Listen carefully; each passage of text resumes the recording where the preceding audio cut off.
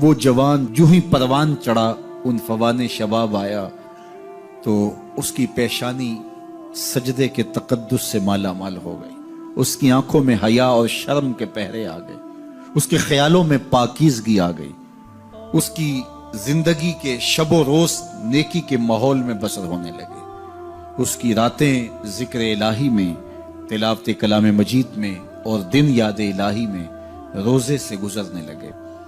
وہ جوان جس کی جوانی اللہ کی عبادت میں گزری، کیونکہ جوانی اگر عبادت میں گزر گئی تو بڑھاپا تو پر نور ہے ہی ہے۔ سب سے مشکل مرحلہ زندگی کا جوانی کا ہے۔ شیطان زیادہ ورغلاتا ہے کسی شخص کو جب وہ جوانی کے مرحلوں سے گزر رہا ہوتا ہے۔ تو جس کی جوانی خیریت کے ساتھ گزر گئی اور اس نے اپنی جوانی کے تقدس کو محفوظ رکھ کے منزل تک پہنچا لیا، اپنی عصمت کے جوہر کی حفاظت کی، اپنی آبرو کو لٹنے نہیں دیا، اپنی آنکھوں کی شرم و حیا پر پہرے بٹھائے اور آنکھ کو برباد نہیں ہونے دیا اور اپنی زندگی کے تقدس کا پہرا دیا، تو جو جوان اپنی جوانی کو خیریت کے ساتھ گزار گیا۔ کسی نے کہا تھا نا، کتاب زیست کا ایک اور باب ختم ہوا، شباب ختم ہوا، ایک عذاب ختم ہوا۔ تو جوانی جس کی منزل تک پہنچ گئی خیریت کے ساتھ، عافیت کے سائے میں، مشکل تو بڑا ہے جوانی کو منزل تک لے جانا، خیریت کے ساتھ، داغدار نہ ہونے دینا، جوانی کے تقدس کو رسوا نہ ہونے دینا، عصمت کے جوہر پہ کالک نہ لگنے دینا، خواہشات کو غالب نہ آنے دینا۔ آسان کام تو نہیں ہے، مشکل کام ہے، لیکن اگر کوئی مشکل کاٹ گیا، جوانی کے تھوڑے سے ایام میں گزار گیا، اللہ اکبر۔ حضرت شیخ ختلی کہتے ہیں، داتا گنج بخش علی حجویری علیہ رحمہ کے مرشد ہیں، الدنیا یوم ولنا فیہا صوم۔ وہ کہتے ہیں دنیا ایک دن ہے، ہم روزہ رکھ کے گزار رہے ہیں۔ تو روزہ رکھ کے سارا دن گزر ہی جاتا ہے، دوپہر بھی آتی ہے گزر جاتی ہے، اور عصر کا وقت بھی آتا ہے گزر جاتا ہے، کھانے کا وقت بھی آتا ہے، چائے کا وقت بھی آتا ہے، سب کچھ ہوتا ہے لیکن گزر جاتا ہے، افطار تک بندہ پہنچ جاتا ہے۔ جس نے زندگی روزے کی طرح گزار دی، جس نے جوانی روزہ رکھ کے گزار دی، خواہشات کو بے قابو نہیں ہونے دیا، مشکل کام تھا لیکن اس نے مشکل کام کر دکھایا۔ اجر کتنا بڑا ہے، سنیے اللہ کے محبوب کی زبان سے سنیے۔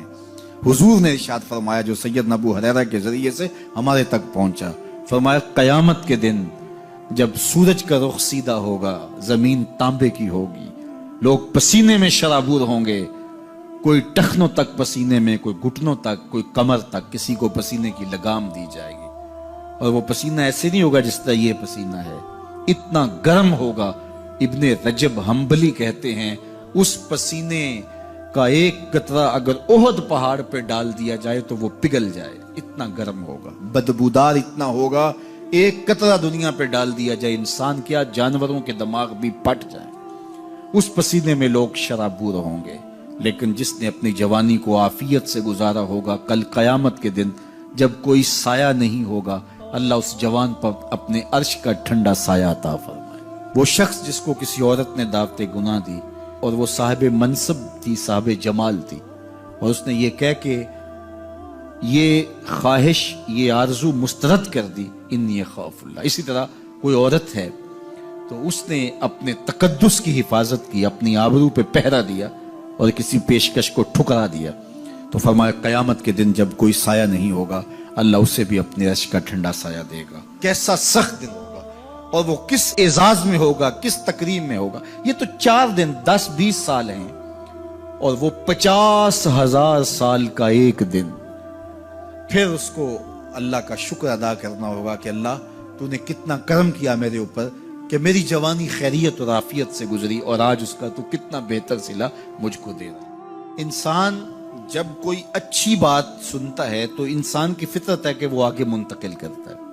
آج کل وہ شیئر کر دیتے ہیں نا، جو بات آئے تو آپ اس کو آگے بڑھاتے ہیں، دوستوں میں شیئر کر دیتے ہیں۔ تو یہ انسان کی فطرت سے افواہیں بھی اس لیے پھیلتی ہیں کہ جو بھی بات آپ سنتے ہیں فوری آپ کی کوشش ہوتی ہے کہ یہ سب سے پہلے دوستوں کو میں ہی بتاؤں۔ تو یہ انسانی فطرت ہے۔ تو جب افواہ اور ایسی چیز، کوئی غم کی خبر بھی ہو، کسی کی وفات کی خبر بھی ہو، تو اس وقت بھی انسان کی فطرت، سست سے سست آدمی بھی پھر جلدی جلدی فون کرتا ہے، آگے بڑھاتا ہے کہ فلاں سے ایک فوت ہو گیا۔ تو چونکہ یہ فطرت ہے، بات کو آگے بڑھانے کا شوق ہے انسان کے اندر رکھا ہے، اس سے چیزیں پھیلتی ہیں، اور پھر جو خیر کی خبر ہوگی یا خیر کی بات ہوگی تو اس کو تو آگے پھیلانے کا پھر ہمارا دین بھی ہمیں ترغیب دیتا ہے، جذبہ دلاتا ہے۔ تو حضرت ابو ہریرہ اس جذبے کے تحت جو سنتے تھے پھر آگے منتقل کرتے۔ اب حضور کی بارگاہ سے اٹھ کے جاتے تو سب سے پہلے گھر جاتے اور سب سے پہلے اپنی ماں کو سناتے، اور ماں تھی کافرہ، وہ سننے کی بجائے، خوش ہونے کی بجائے سن کے وہ الٹا ناراض ہوتی اور کوئی نہ کوئی ایسی بات کر دیتی۔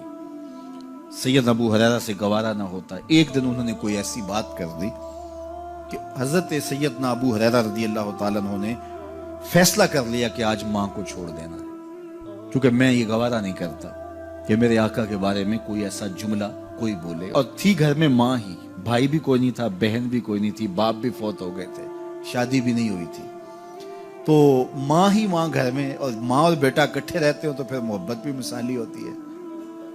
تو اب ماں ہی ایک رشتہ ہے مادی دنیا کے اوپر، تو حضرت ابو ہریرہ رضی اللہ تعالیٰ عنہ نے فیصلہ کر لیا کہ چھوڑ دینا ہے۔ چھوڑ کے گھر سے نکلے، لیکن دل ڈوب رہا ہے کہ ایک ہی تو رشتہ تھا وہ بھی گیا۔ افسردہ ہے، حضور کی خدمت میں پہنچے، دل و قلب و نگاہ کے مرشد اولین نے ابو ہریرہ کی اداسی دیکھی تو فرمایا ابو ہریرہ کیا بات ہے؟ تو حضرت ابو ہریرہ جس طرح بندہ پھٹ نہیں پڑتا، تو عرض کی حضور میری ماں کی ہدایت کی دعا کر دیجئے۔ ساری کہانی 2 لفظوں میں بیان کر دی، میری ماں کی ہدایت کی دعا کر دیجئے۔ حضور نے نہیں پوچھا کیا ہوا، کیا ماجرا ہوا، فوراً ہاتھ اٹھ گئے، اور لفظ کیا تھے؟ اللہم اہد ام ابی ہریرہ تھا، اے اللہ ابو ہریرہ کی ماں کو ہدایت دے دے۔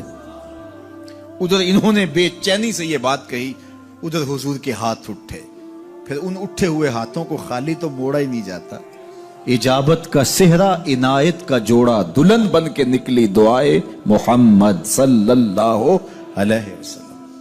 تو حضور علیہ السلام نے ہاتھ اٹھا دی، حضرت ابو ہریرہ نے دوڑ لگا دی۔ کسی نے پوچھا ابو ہریرہ آج بڑی جلدی ہے؟ کہا آج ہی تو دیکھنا چاہتا ہوں، گھر پہلے میں پہنچتا ہوں یا حضور کی دعا پہلے پہنچتی؟ جا کے دروازے کو دستک دی، اندر پانی کے کھنکنے کی آواز آ رہی تھی جس طرح کوئی غسل کر رہا۔ آواز دی تو آواز آئی، بیٹا ابو ہریرہ ٹھہرو، میں بھی آئی۔ کہا لہجے سے سمجھ گیا اس میں محمد عربی کی دعا بول رہی ہے۔ تھوڑی دیر کے بعد میری ماں آئی، تازہ آثار وضو سے اور غسل کی وجہ سے ان کے جو ہے وہ بالوں سے